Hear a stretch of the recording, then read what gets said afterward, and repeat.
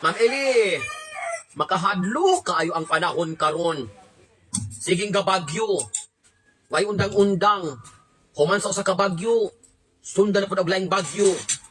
Mahadlok ta, muyangon sa langit kay dagom kaayo. Ayaw kahadlok sa mga dagom sa kalangitan. Kay ang makahadlok nga dagom naa sa imong bilahan. Dagom nga gabit-bit og baga nga kasagbutan. May man ang langit, kay ang dagom inigulan, mahawan. Unya ang kahayag, imong makitaan. Sa kahayag, mapulihan. Pero ang dagom sa imong bilahan, miskan panimog shiban. Ang kangit-ngit o kalagom, magpabilin jud na tanan. Pwera na lang kung imong lapwaan sa pinakainit nga tubig ang imong bilahan. Dayong imong kiskisan.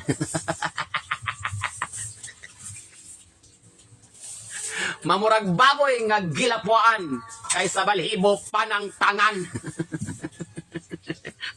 Maong ang tinuod nga kahadlukan, dili ang dagom sa kalangitan, kung dili kanang imong lagom nga bilahan.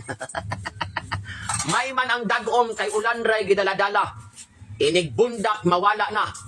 Pero kanang kalagom sa imong bilahan, nagdala pag nagbaho nga dili masagang. Nga usahay di madala miskag hugasan.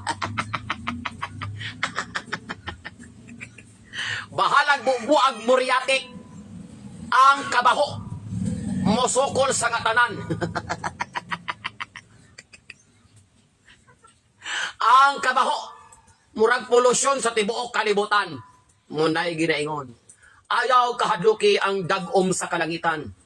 Kay kanang tanan lumalabay lamang ang imong atimanon, ang imong bilahan, kung unsaon na pagsolusyon para mubalik ang kahayag nga way pagkapalong.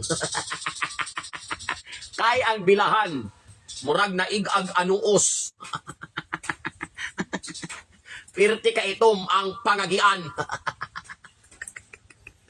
Ay, nako. Laita na kanya mga palopyan. Job!